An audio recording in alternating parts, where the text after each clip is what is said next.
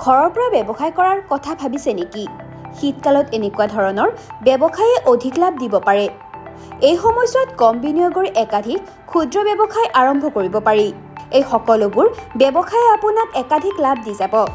এই ক্ষেত্ৰত অলপ পৰিকল্পনা কৰি ব্যৱসায়ৰ বাবে সঠিক সামগ্ৰী বাছি ল'ব লাগিব। কম বিনিয়োগৰে অধিক লাভ উপাৰ্জনৰ বাবে কি বিক্ৰী কৰিব?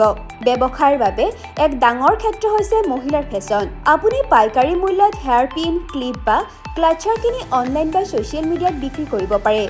এই ব্যৱসায়ত লাভৰ হাৰ অতি বেছি। ইয়াৰ উপৰিও শীতকালত ছুৱেটাৰৰ চাহিদা বৃদ্ধি পায়। যদি আপুনি নিজে ছুৱেটাৰ বনাব পাৰে তেন্তে ইয়াৰ মূল্য বেলেগ হয়। আৰু নোৱাৰিলে পাইকাৰী বজাৰৰ পৰা ছুৱেটাৰ কিনি অনলাইনত বিক্ৰী কৰি লাভ উপাৰ্জন কৰিব পাৰে। এজন ব্যৱসায়ীয়ে কয় যে প্ৰতিটো ছুৱেটাৰত 50ৰ পৰা 70% লাভ থাকিব পাৰে।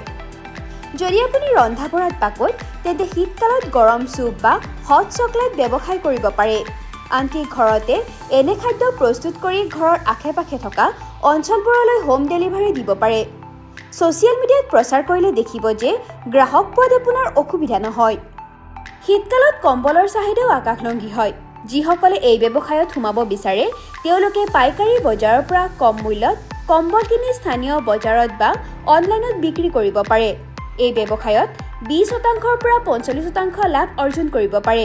এই ব্যৱসায়বোৰে শীতকালত আপোনাৰ বাবে উপাৰ্জনৰ ডাঙৰ সুযোগ মুকলি কৰিব।